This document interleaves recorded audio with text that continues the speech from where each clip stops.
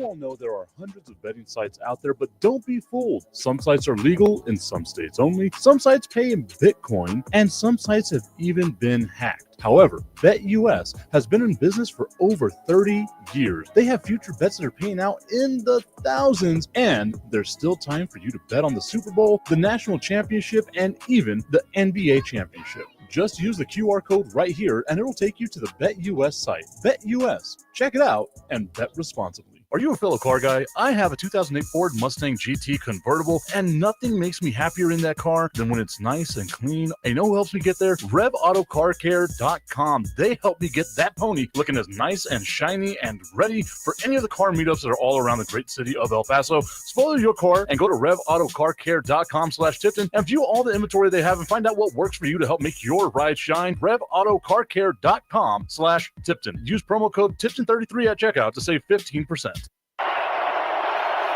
3rd and 1. That's not a chunk play, but it is a first down. It'll stop the clock with 27 seconds. No, they're going to wind the clock. Yeah, you have to be going forwards if you're contacted going out of bounds. You got to fight through that contact. 2-man rush. Prescott throws far side. Schultz out of bounds with 5 seconds left. The lift here, so I think he just kind of nonchalant. His left foot's down, his right foot's up. Does that right foot skim the ground? No. It never got down.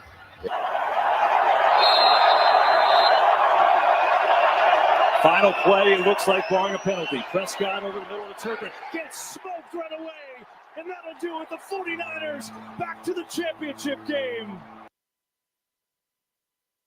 Happy anniversary, Dallas Cowboys fans. January 22nd of 2023 is how the Dallas Cowboys wind up losing that game. I love that this is where I am right now, right? Like my history as a Dallas Cowboys fan is me just trolling the fact that I'm a Dallas Cowboys fan. But it's all good. We are in a good place mentally. We saw one of the worst trick plays in the history of the NFL, having Zeke Elliott, the running back, line up at center as the only protection of the quarterback. A quick out to Turpin. I understand what the play was. It was going to be a quick out to Turpin, toss it over to Dak, who was going to toss it over to Zeke, right? Like, that's what the play was supposed to be designed for. Just terrible, terrible execution. But it is okay. USA, we survive. We don't advance, but we survive. And we live another day here as Dallas Cowboys fans and all the good nonsense stuff that we've got to deal with being Dallas Cowboys fans. But it is the tipping point with Mike Tipton. We are live on X, on Facebook, on YouTube, and of course on Roku via the National Streaming Sports app. Shout out to our friends over at National Streaming Sports for dealing with the nonsense that is Mike Tipton. Trust me, it's an acquired taste, and it's very, very few people that can actually deal with that acquired taste. Our guy, Tommy Carranza, saying that was Kellen Moore, by the way. Yes. The former Dallas Cowboys offensive coordinator, Kellen Moore, calling that play call there, unceremoniously let go, goes over to the LA Chargers last year, has a regression type season, goes to Philadelphia this year. And now whenever you look at former Dallas Cowboys offensive and defensive coordinators, they are meeting against one another in the NFC Championship game. You talk about a punch to the gut. Again, I will be hate watching this game, hoping that an asteroid rams into the earth. Tommy Cananza the other day as the show ended said, Tip, an asteroid hitting the planet would more than likely, cause a lot of devastation. Look, I don't want devastation. I just, injuries that you can come back from. Maybe it's just a shockwave, something like that. Something that, nobody dies, but, they come back. Just a little different. Just a little different. You know what I mean? Like that's kind of what we need. But it takes too long for them to be able to go to the Super Bowl, so we have a game between the Lions and the Rams. Just a little asterisk. I'm fine with it. I am good with it. As long as I'm not in Philadelphia, I am good with it. And I'm not going to go to Philadelphia. I'm one of these people, whenever I travel, I'll look at a place and be like, God, do I really have to go there? Philadelphia is one of those places. Shout out to the good people in Philadelphia, though. I got nothing but love for you. I love your fandom. I hate your teams. It's just that simple, right? That's the difference between me and a bunch of other people that are out there. But whenever you think about that with the Dallas Cowboys and what's going on with the coaching carousel and stuff like that, Dallas still has yet to find themselves a viable head coach. They are going to be interviewing, or they already have interviewed Kellen Moore, see about bringing him back. They missed out on the big fish that Tommy Cananza and a bunch of other Dallas Cowboys fans were wanting to get as well, which is Ben Johnson, who is now the head coach over in Chicago with the Chicago Bears. Augustine saying Philly equals Cleveland. I don't know about all that, man. Ugh. Or is that Cleveland for you? Like you just don't like going to Cleveland? Because I love me some Cleveland. I don't say this very often because it was so long ago, but the reason why I gained the confidence and stuff like that to be able to do the stuff that I'm doing is because I had written an article about how even though the Golden State Warriors were up 3-1 over the Cleveland Cavaliers, that you cannot count out LeBron James. Simply just that. You cannot count them out. And I went with the bold, over-the-top prediction of the Cleveland Cavaliers are going to win the NBA championship because of XYZ. As history plays out, they win the NBA championship, and all of a sudden, I get hits on my website from like all these places in Cleveland. I'm doing, phone interviews in places in Cleveland. Like, what did you see that allowed you to do this? I'm like, guys, I literally just said it's LeBron James, right? Like that's it. LeBron James had to play out of his mind in order to get there. I'm not Nostradamus. I'm not any of this. It was just I was one of the few people that actually went that way with a bold-ass prediction. Because if I was going to be wrong, it was the Golden State Warriors. They won 73 games. I had nothing to lose there. I was playing with house money. I was the Washington Commanders. Oh, that sounded gross. But I actually have a decent-sized following. It's always weird to me. A decent-sized following still all these years later with Cleveland. I think I've got like almost 2,000 followers on X. And out of those 2,000, I want to say 750 are from Cleveland. So shout out to my people from Cleveland. I got nothing but love for you. Especially to have put up with my nonsense for a decade. Like, Jesus, man. But Ben Johnson going over to the Chicago Bears, huge for Chicago. I said it, I believe, last week. It might have been the week before. Time is nothing more than a man-made construct, so I have no idea what day it is. That's a lie. Being with the Bears, though, to me is much better than it is being in Vegas, much better than it is being in Dallas, which I know sounds like sacrilege, much better than it is being in New Orleans with the Saints, much better than being with the Jets, right? Out of the positions that were available, it felt to me like Chicago was the destination. That's where you wanted to go, right? And if you look at what you have in Chicago, you have a young quarterback who isn't that far off. Right? Like, we talk about how transcendent Jaden Daniels is, and I forgot to bring up the stats, but I'll do that right here. But we talk about how transcendent Jaden Daniels is as far as his statistics go this year, right? And we all seem to just dump on Caleb Williams, and I'm not 100% sure as to why. And obviously, people are going to have their reasons, right? Like they're just going to say, oh, well, what I saw with the eye test, that's what's going to separate the differences here. And I totally understand that, right? Like, I've watched Jaden Daniels play, and the kid has whatever it is, right? I'm not going to say he's the best rookie quarterback I've ever seen, but he's pretty damn good. He's a really good rookie quarterback. But he threw for 3,568 yards, 25 touchdowns, 9 interceptions. Caleb Williams threw for 3,541 yards, so 27 yards less, 20 touchdowns, 6 interceptions. So 5 less touchdowns, 3 less interceptions. With the Chicago Bears, think about that. With the Chicago Bears, the completion percentage, obviously 7 more completion percentage points for Jaden Daniels over Caleb Williams. Caleb Williams at 62.5, Jaden Daniels at 69. Nice. But there's nothing, absolutely nothing that I look at right there where I say, oh, well, Jaden Daniels is that much better than Caleb Williams. it means Caleb Williams has something, right? Like there's a little bit of something there. Look at what his receiving core was. Okay. He had DJ Moore, which I'm a fan of. He has Rome Odunze, which I'm a fan of. But he also had Keenan Allen, who's 147 years old. They didn't really have that much of a run game in Chicago. But comparatively to all those other teams that we mentioned at the beginning, the Cowboys, the Saints, the Raiders, the Jets, the Chicago Bears have what they don't. And that's over $100 million in free cap space that they can spend this offseason. If I was any coach, that would have been my destination. That would have been where I wanted to go, because you have young talent there that you can cultivate and start doing a lot with. The only downside on that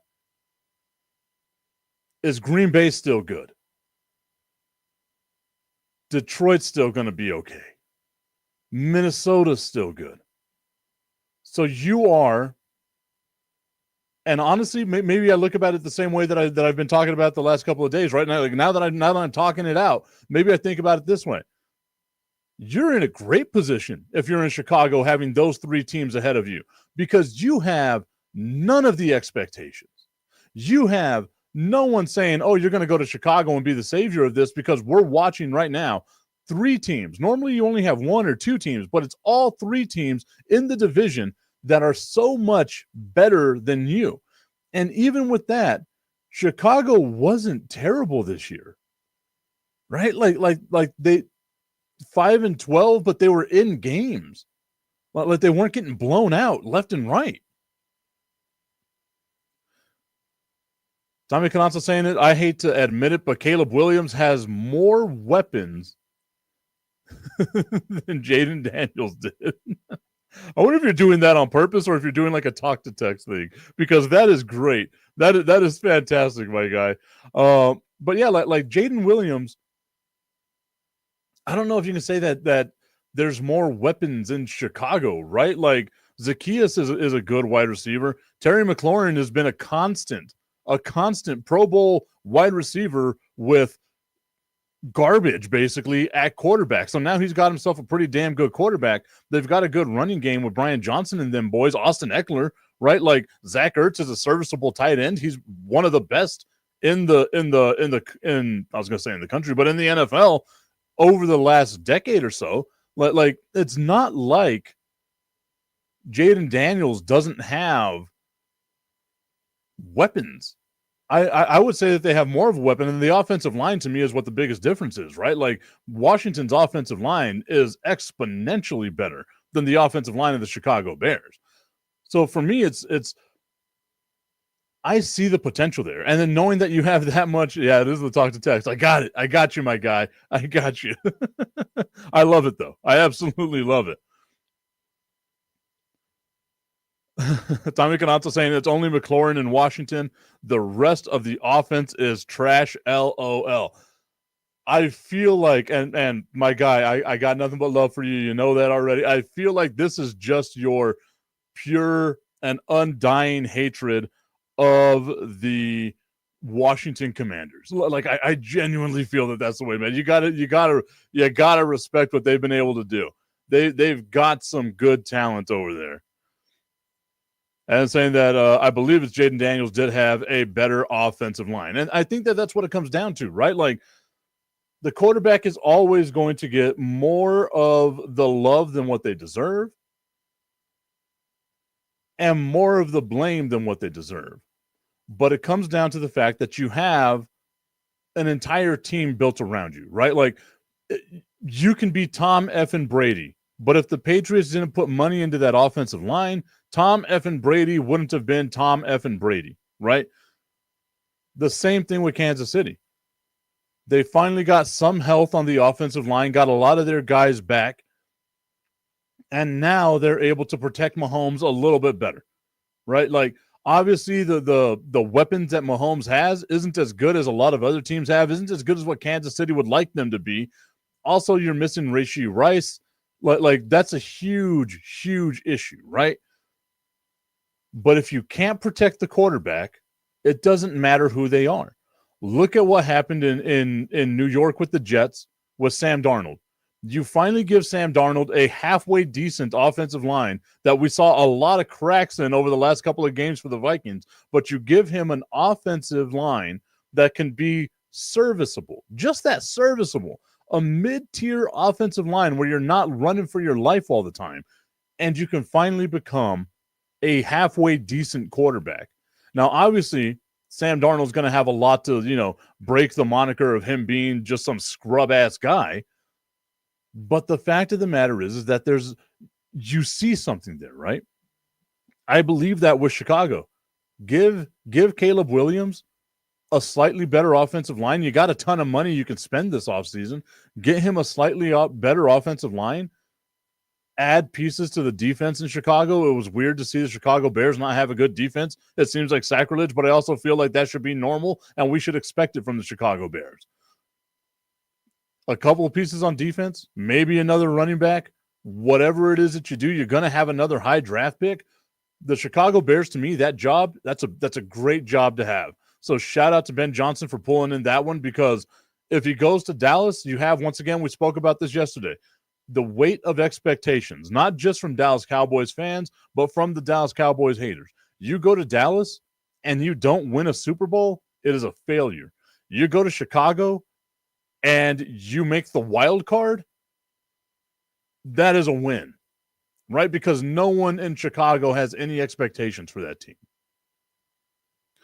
Tommy Carranza going on to say, I think Jaden Daniels elevated a bunch of meh guys. I mean, I can see why you say that. But again, like, I also believe those meh guys are playing so much different than everyone else at this exact moment, right? Maybe earlier on in the season, again, they probably benefited from Washington's not supposed to be this good this year, right? Like, everyone coming into the season was Philadelphia is going to be great. Dallas is going to be good. Has New York done enough to be okay, but they're not going to be as bad as Washington. Washington came in with, we have zero expectations. They fly under the radar the whole time, and once you get those wins, you start gaining all that confidence. You start feeling better about who you are as a player, as a person, as blah, blah, blah, right? That makes a huge difference. I feel like they're just playing loose. They've got nothing to lose. They should not be here right now. They've got nothing to lose. They've got nothing to prove either. Everyone else at this stage does. Buffalo, if you don't beat Kansas City, huge black eye, right? Huge black eye. The same thing going with Kansas City, right? Even though they're a 3-time Super Bowl champion, everybody out here preying on their downfall. They need to prove that they can do it. Right? Because if they don't, look at how it finally all caught up to you, even though you've won 3 Super Bowls. That's how quick we turn on greatness, right? Philadelphia, enough said. All the storylines surrounding Nick Sirianni, the mouth-breathing Nick Sirianni. Shut your damn mouth when you breathe, guy. Jesus. I sound like an ass. But the mouth-breathing Nick Sirianni, what's going to happen with him in that franchise as they move forward, as if they don't make a Super Bowl this year, if they lose to the Washington Commanders, which again, I know for Tommy and all them, it might sound like sacrilege to my fellow Dallas Cowboys fans. I am here simply for the chaos of what happens if Philadelphia loses. Because Philadelphia is the better team on paper. We don't play these games on paper. They're the team with all the expectations. They're the team that people think should just go in here and run shop on the Washington Commanders. They're the team that came into this season with the Super Bowl aspirations. And if you don't make the Super Bowl, what happens to the Philadelphia Eagles? I am here for that chaos. I am here for what happens to that team later on. I just got distracted a little bit. Y'all can see, like, I have a little sidebar now. It's right over here. See right here. I'll do the Vanna White. There we go. Right here. I added that little sidebar just because I'm trying to get advertisers and things like that. So I hope it's not too distracting. If it is, please let me know. I'm going to run it for a couple of weeks before I make any changes on it because I have to get, I guess, a big enough sample size. You know what I mean? But that's there because there's going to be advertising, little things like that. Turning my little rocket ship into a NASCAR, basically, is what's happening here. And I got distracted because I just saw the Hanging Nuts logo from Happy Nuts. So I feel like I need to switch that around or come up with something else. Like it was just the Happy Nuts logo hanging right under where it says live. And maybe I'm the only one that noticed that. Hopefully no one else did. I think it is going to be me as I look at some of the things I'm watching at. I'm the only one that gets to notice that I just saw the Happy Nuts, the heart with the nuts, hanging down. The chaos that I'm here for is to watch the tears and drink the tears of Philadelphia Eagles fans. It's kind of what I was doing yesterday with the Notre Dame fan base. I am here to drink your tears. With the amount of hatred I get as a Dallas Cowboys fan, that's the least I can do. My simple existence makes so many people angry that whenever your team loses, your tears satiate my soul. I am all about it. I need it. In my veins, I need your tears. And that's what I want from the city of Philadelphia. It's time to go Stephen A. Tip. Maybe we do that a little bit later. I'll do that a little bit later. We'll do Stephen A. Tip a little bit later when we talk about the Philadelphia Eagles. I was going to do it on the Detroit Lions, but it just felt they're the Detroit Lions. Why are you picking on the Detroit Lions, right? Like you don't do that. You don't pick on the person that's already struggling enough. They're the Detroit Lions. Their fan base is got to be on suicide watch right now. So please, Detroit fans, I can't tell you as a Dallas Cowboys fan that it will get better, but it could be much worse. I think that should be like the call sign of the show, right? It'll be like the tipping point with Mike Tipton. It could be much worse. I think that's the way that we're going to start doing it right now. Here on the tipping point with Mike Tipton. Remember, we are brought to you by our friends over at RevAutoCarCare.com. That's RevAutoCarCare.com. Use promo code Tipton33. Save up to 15% on all of your car care needs.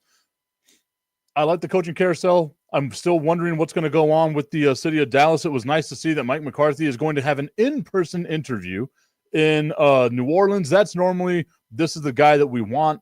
We're not going to let him leave the building. Seeing Aaron Glenn getting interviewed by the Jets as well. Like, it's awesome to see some of these positions are now starting to go away. The big question mark for me, though, the Dallas Cowboys, I would like to see Cliff Kingsbury come back to Dallas or go to Dallas and be the Dallas Cowboys head coach. I'd like to see I'm even down with Deion Sanders.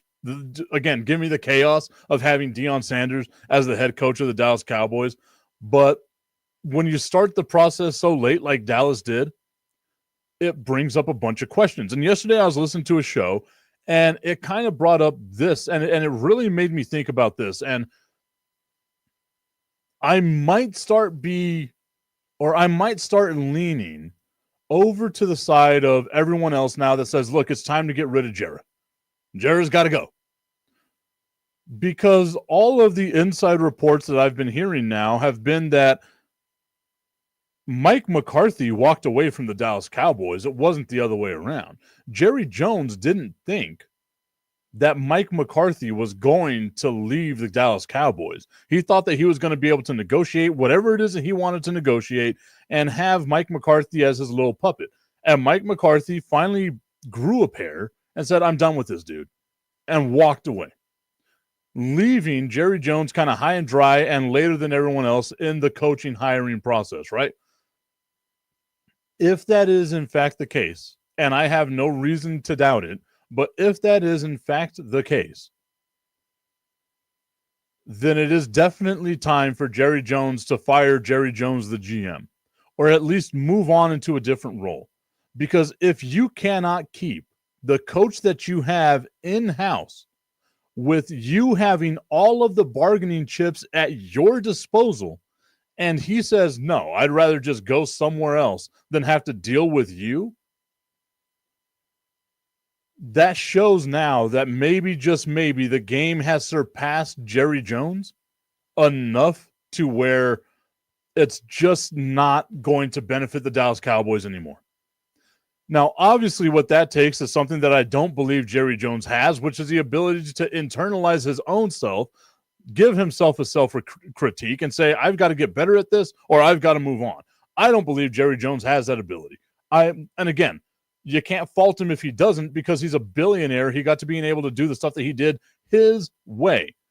But if it is true that Mike McCarthy simply walked away from the Dallas Cowboys, leaving them in this position, one, good for him. That's a great double middle finger to give to the owner that didn't let you interview with the Chicago Bears. But it also shows that Jerry Jones might just be done. It's time to get done with the Jerry Jones experience and Jerry Jones experiment that has been the Dallas Cowboys' downfall for the better part of 30 years. For the better part of 4 decades now, we've been talking about, is Jerry Jones a good enough GM? I have been on the side of saying he's done okay as a GM. Like he's done great acquisitions. Like the Dallas Cowboys draft up until recently has been pretty solid, right? Like a really good draft that the Dallas Cowboys have been able to do historically. The man knows football. But if you can't keep your coach, and your coach is willing to just walk away because you want to ask for too much and too much and too much, you can't dial it back just a little bit, Jerry Jones, then yeah, it's time to go. And I don't know if that's a good thing or a bad thing, because maybe it's Stephen Jones, maybe it's someone else that goes to the Dallas Cowboys as a GM. I also know that it's not going to happen.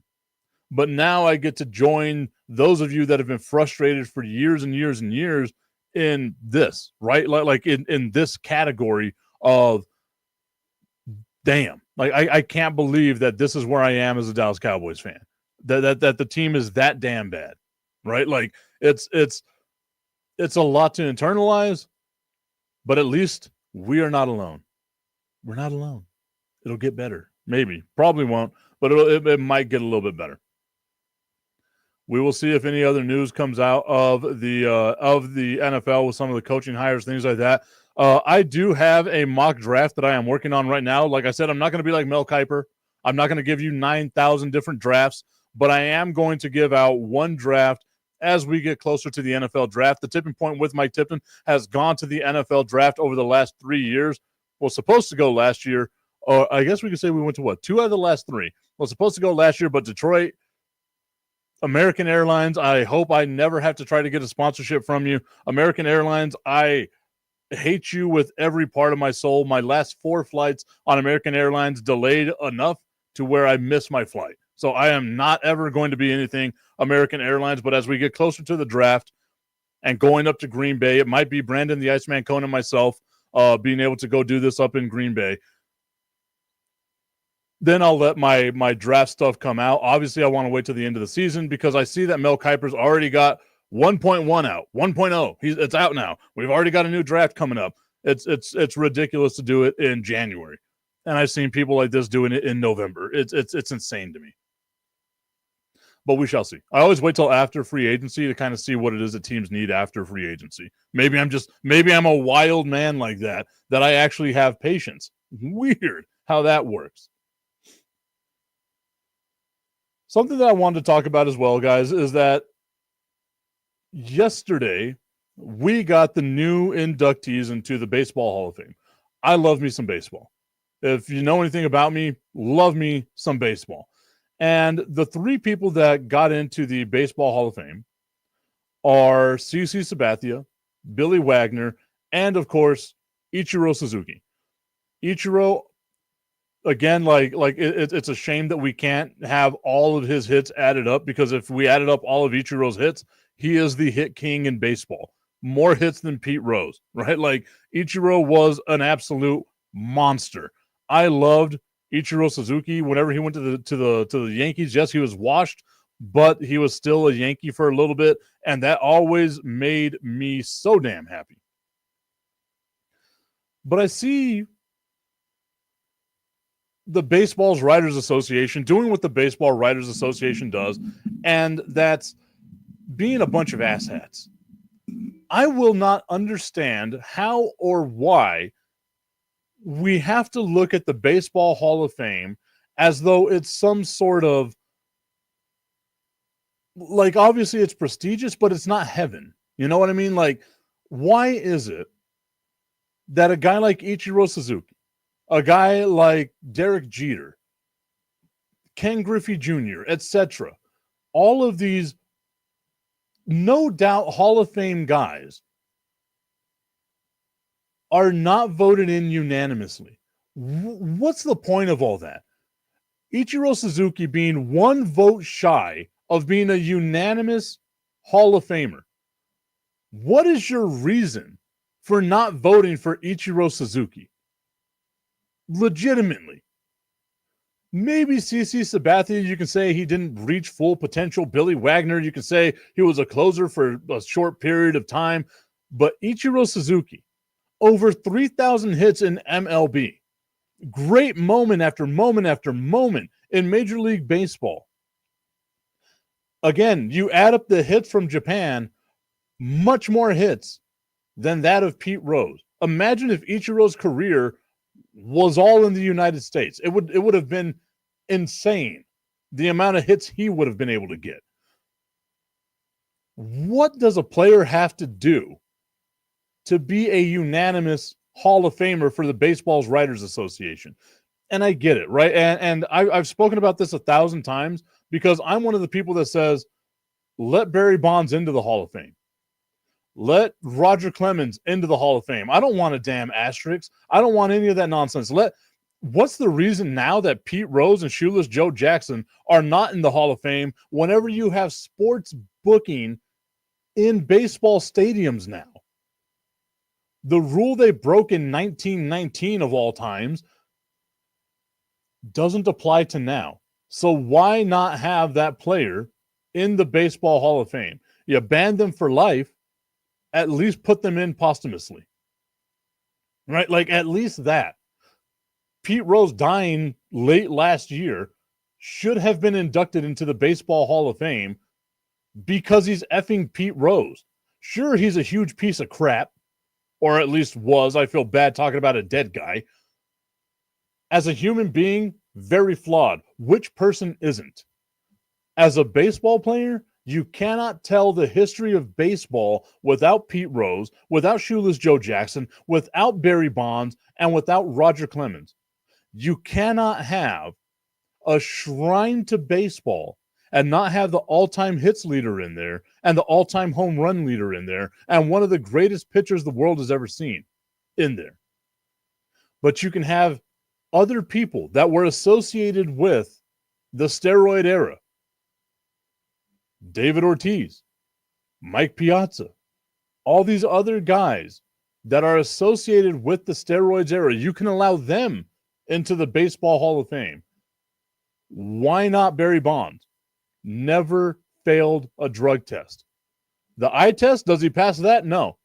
But did he fail a drug test? No. Same thing with Sammy Sosa. Same thing with Mark McGwire. If not for that 1998 season where baseball was trying to come back from a strike, and you had Mark McGwire and Sammy Sosa and Ken Griffey Jr. Yes, Ken Griffey Jr. was a part of that conversation until he tailed off. All fighting for getting that number one spot, the most home runs in a single season. If not for that season, baseball would not have been able to recover. Those players, even though they're mired in steroids, saved baseball. And for the Baseball Writers Association to sit on their high horse and say, oh my goodness, how can we allow these people with steroid accusations into the Baseball Hall of Fame? How could we do such a thing? It's so sacred and sanctimonious. While meanwhile having Ty Cobb, who lynched a guy, in the Baseball Hall of Fame. If we're going to talk about how they were off the field because Barry Bonds was kind of a jerk to writers off the field, then by all means make it that way. But if the off the field stuff is going to be a thing, then now we got to start looking at a bunch of other stuff, right? Does Babe Ruth belong in there being drunk half the time? The Baseball's Writers Association, to me, is also complicit in this. So is Major League Baseball itself, the organization, down to the commissioners and all those, Bud Selig and all them. It was great. It was great having Mark McGwire and Sammy Sosa hit all these home runs, and having the storyline of Barry Bonds in 2001 breaking that home run record in 2001, right? Like, those storylines were great. They were fantastic. It was a great thing for Major League Baseball. But now that you are armed with hindsight, and you have writers who said, oh, yeah, well, I saw steroids in the locker room. I just never said anything about it because that's a sacred place and you're not supposed to do these things. If you are a baseball writer and that's where you went, where you said you saw steroids in the locker room and you didn't do anything about it, one, you're not a journalist, and two, you were just as guilty. Why the F do you have a vote? Like legitimately. And maybe, again, it's just me screaming into the abyss because this is something that I continue to like wonder about. What is the justification? Legitimately, if you allow in Mike Piazza, who was a part of the Mitchell Report, and David Ortiz, who was a part of the Mitchell Report, why not allow in Barry Bonds, who was a part of the Mitchell Report, or Roger Clemens, who was a part of the Mitchell Report, but never failed a drug test? That's the one concurrent thing we have here is they never failed a drug test.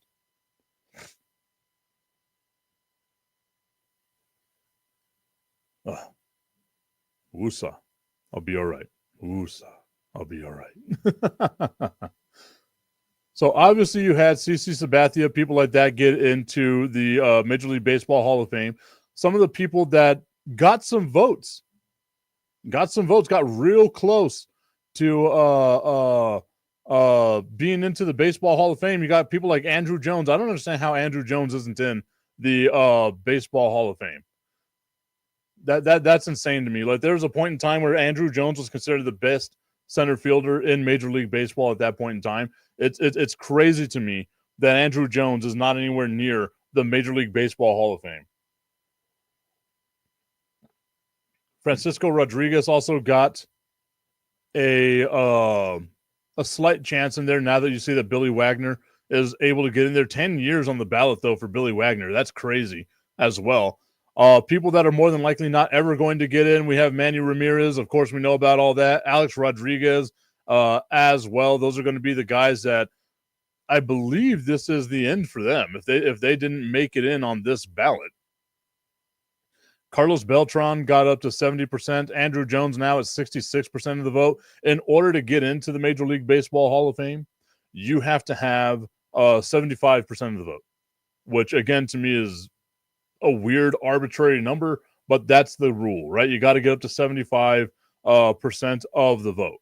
So Carlos Beltran, he might get there. Andrew Jones might get there. Chase Utley dropping down to 39%. Alex Rodriguez up to 37%. Manny Ramirez down to 34%. Andy Pettit not on there. Felix Hernandez, the king, not on there. Bobby Abreu, Jimmy Rollins, Omar Vizquel. That's a weird one for me that Omar Vizquel is not already a Hall of Famer.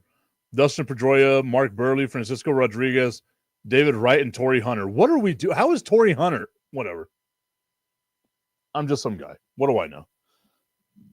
I'm going to close that window out before I get mad, before I get legitimately mad as I scream into the abyss here of Major League Baseball and just their shortcomings. Like, Pudge Rodriguez was in the Mitchell Report. How's he in the Baseball Hall of Fame? But we're not going to put Manny Ramirez or Barry Bonds or Alex Rodriguez or Andy Pettit or any of these other players like that into the Hall of Fame. It's so stupid. Baseball, they've got to get it together. They've just got to start getting it together. All right, y'all, I'm going to take a quick break, play a couple of commercials. Got to try to catch my breath and try to, drink some water, help out my voice right now. You can still hear the after effects of me being sick on Friday. It's crazy that it's still here in my voice. But whenever we come back here on the Tipping Point with Mike Tipton, we're going to talk a little more about the NFL, maybe a little bit of Major League Baseball, and I want to talk about the NBA.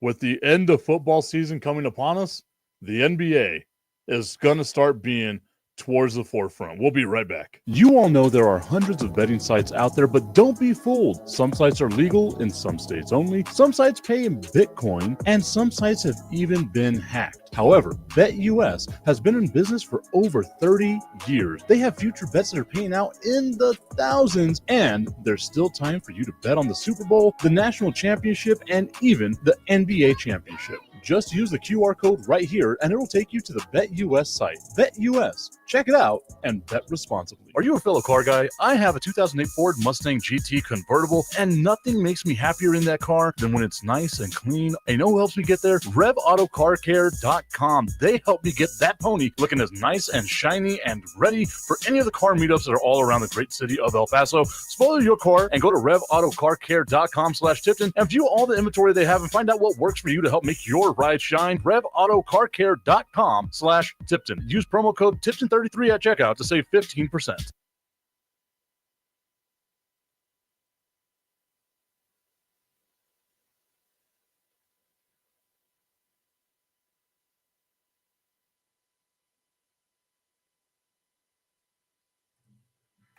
Welcome back to the Tipping Point with Mike Tipton.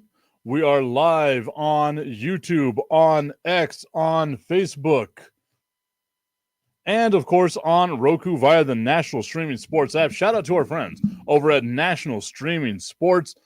Check out all they have to offer. As a matter of fact, I just got the link right now from Mac, so thank you, Mac, for sending the link out to me for tonight with the professional sports show. That's awesome. That's an awesome show to get a part of. I know a couple of people last week tuned in and got to see some of that as well. So I appreciate the support locally from my people here in El Paso. Got nothing but love for y'all. And thank you once again for helping buoy this little rocket ship that I've got working for me at this exact moment. Now, looking at some of the headlines that we have out here in the NFL, you have Khalil Mack is deciding that he is going to come back and play in 2025. I didn't realize that it was close to retirement time too. Like, I get that he's 33 years old, but that's far from being well past your prime. So Khalil Mack is going to be an unrestricted free agent, hint, hint, for the Dallas Cowboys. If you're going to get rid of DeMarcus Lawrence, might as well bring in, maybe we do something here over the Dallas Cowboys. But that would be a great asset to literally any team in the NFL if they can sign a pass rusher like Khalil Mack to be a part of their team. Then, of course, you have Mike McDaniel, or not Mike McDaniel.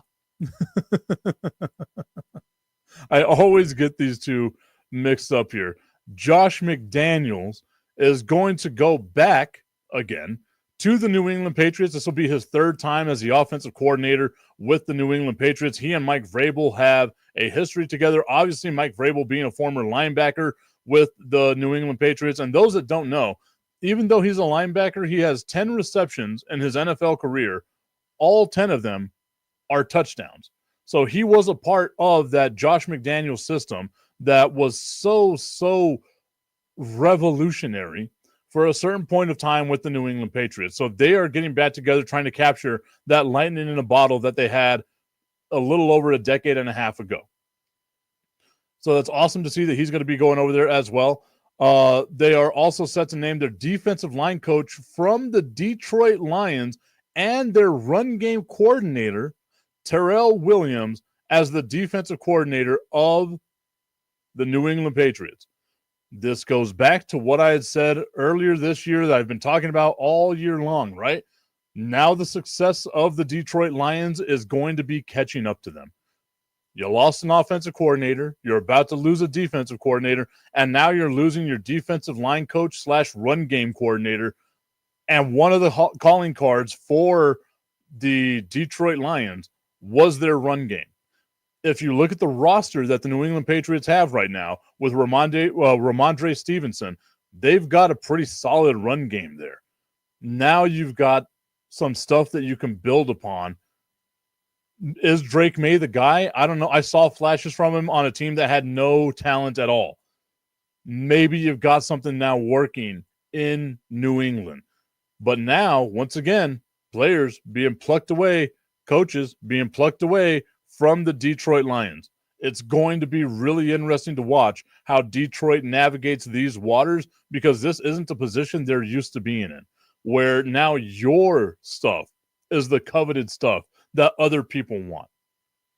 So it's going to be interesting once again to see what happens with not just the Detroit Lions, but the New England Patriots, because they seem to be the only other team in the AFC East that you don't have a lot of question marks about, right? With as bad as the Jets were this year, who's going to be the quarterback, coach, et cetera, et cetera. Like, there's so much that's going on with the Jets. With the Miami Dolphins, yeah, Tua was hurt. That really hurt the team. They missed the playoffs in the last week. But then you have Tyreek Hill saying, I want out. I'm done, bro. I don't want to be here anymore. So there's a lot of questions in Miami right now. There seems to be more answers to the questions in New England than there are for the rest of the AFC East, rather. And to me, it's extremely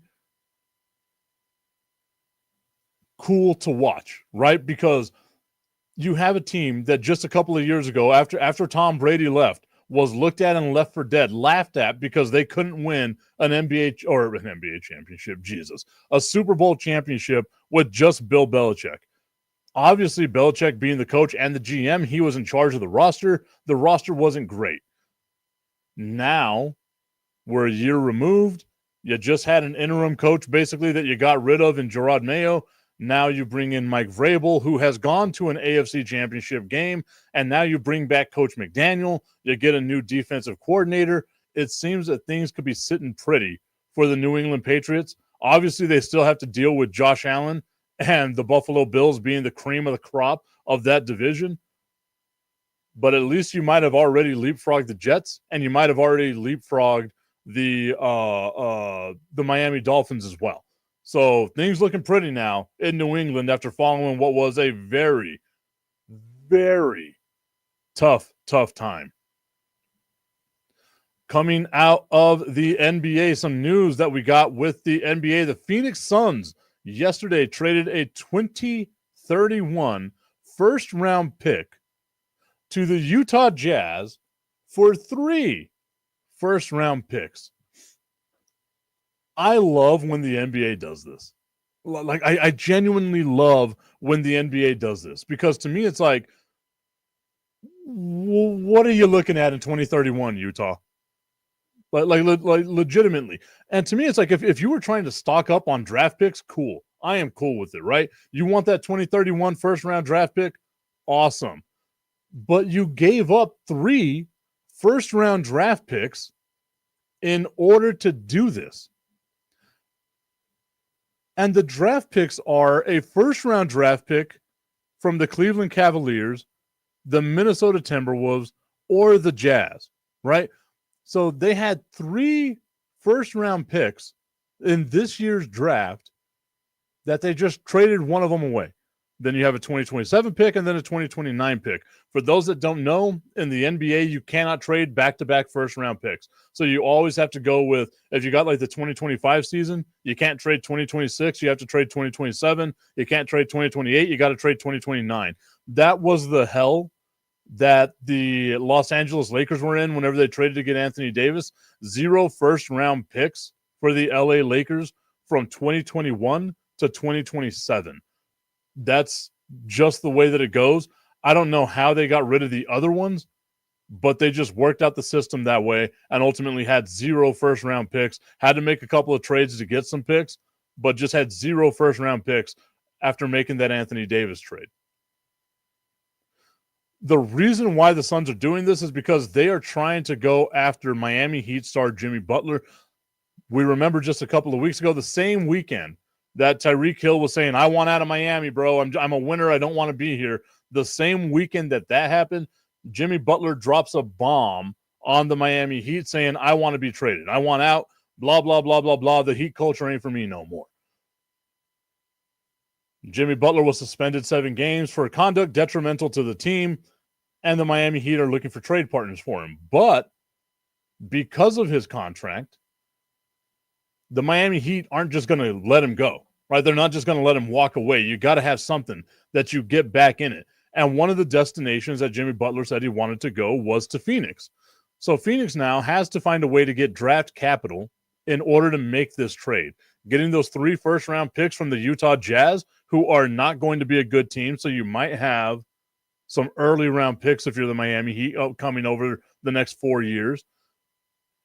If you're the Miami Heat and you get approached with that, maybe it starts to becoming something that you look into.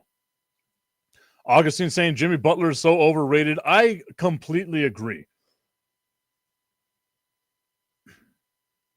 You get the benefit of the doubt whenever you're a Hall of Fame type player, right?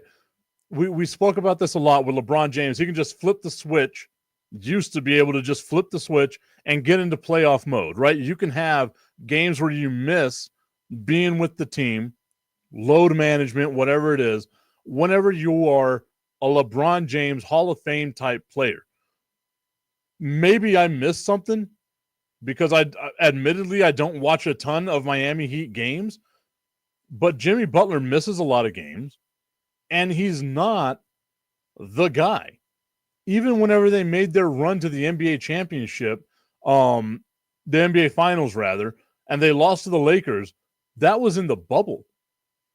And we saw players playing out of their mind in the bubble because you didn't have to worry about fans. You didn't have to worry about anything else. It was like the cleanest shooting lines of all time. Sight lines for shooters of all time. You had nothing to worry about. Ever since then, it's been hit or miss, and he got a $50 million contract. They're paying him $50 million this year. Once again, talks about the absurdity of the amount of money that is going on in the NBA with money. Tommy Cananza asking, who did they trade for those picks? Sorry, I missed it. This is where it's also got to get looked into, right? So it's going to be what Phoenix is receiving is either Cleveland, Minnesota, or Utah's number 1 pick this year, a number 1 pick in 2027, and a number 1 pick in 2029. What Phoenix traded away was the number 1 pick in 2031. They didn't even trade a player. It was the 2031. I can't believe that word just came out of my mouth. 2031, 6 years from now, the number 1 their number 1 first round pick has been traded, and they received 3 picks back. I don't know what the hell Utah's doing, but I guess, right? Like if I'm a Utah fan, I'm kind of like, what the hell is going on here? But you traded a pick in 2031 and received 3 picks in 2025, 2027, 2029. All of them first-round picks as well. Augustine saying, what does Jimmy Butler contribute? I mean, the guy is an average player. It's hard for me to, it's really hard for me to dispute that, right? Because I feel like there's times where Jimmy Butler has been a little above average, but just slightly, right? I can't say that, but I was going to say that I don't think that he's a Hall of Fame caliber player. But as we know, everybody makes the NBA Hall of Fame or the Professional Basketball Hall of Fame. So maybe he is a Hall of Fame type player, but he's just not that guy, right? Like, at least to me, he's not like an amazing, like even this year, he's averaging 17 points a game, and he's all that Miami has, right? Like he should be so much better if he's the number 1 option in Miami. He's made over $312 million in his career. That is insane to me. Insane. Tommy Cananza saying, yeah, that's crazy. Someone needs to look into that as far as the trades and stuff like that go. And that's the crazy thing about it, too, is there's only 2 draft rounds in the NBA. So, like, those are value picks that you're getting. If you get 3 of them for 1, that's like maybe Maybe there's some money or something like that also goes in there, but all that's being reported right now is that it is a first-round draft pick in 2031 that's going to be traded for 3 Utah first-round draft picks, one of 3 first-round draft picks that Utah has this year in 2025, one in 2027, and then one in 2029. So it's definitely something that I believe also needs to be looked at as well, because I feel like that right there is another example of why people are not wanting to watch the NBA. People can always say, like, it's a 3, it's this and that. I think that's such a lazy argument. I think it's that there's so much player movement that it's hard for you to want to buy like that jersey, right? There's so much load management that it's so hard for you to want to go to a game, because now you're risking the fact that maybe the players I want to see aren't going to play that day. Again, maybe it's me. I'm old. I'm get off my lawn guy now, but I don't remember the Hall of Fame caliber players of back in the 80s, 90s, early 2000s missing as many games as this. I know that people are going to blame the San Antonio Spurs, and they are rightful to blame them because of the load management thing being something that came out of San Antonio. But you have to remember, the players that were sitting down was like a 9,000-year-old Tim Duncan, a 6,000-year-old Manu Ginobili, and a 4,000-year-old Tony Parker, right? It was Methuselah and them boys that were getting rested for the San Antonio Spurs. It wasn't a 30-year-old LeBron James at the time. As a matter of fact, when he started getting his load management was in his late 20s. We're talking about like Tim Duncan, already a multiple-time MVP, has already been playing and held together with duct tape and bubble gum. That's who the Spurs were resting. But they are the ones who started this whole load management thing. And it's tough whenever you want to watch it on TV as well. Like, I'm not just talking about like going to the stadium, spending all your money to go to the stadium and watch one of these games. When you turn on the TV and you see this dude from the G League was called up to play today because Kawhi Leonard wanted to sit this one out because his knee still hurts from 7 years ago. That's what kind of turns a lot of people off. Like, the NBA back in the day was a star-driven league, and it's just not that anymore. But we can talk about that coming up in just a little bit as well later on in the week. I want to thank y'all so much for tuning into the Tipping Point with Mike Tipton. LeBron is just a big crybaby. I agree with that. 100%. But I appreciate y'all for tuning into the show. We will see you tomorrow. Everyone on Roku, thank you so much for being a part of it. Once again, we'll see you all tomorrow. Have yourselves a good Wednesday.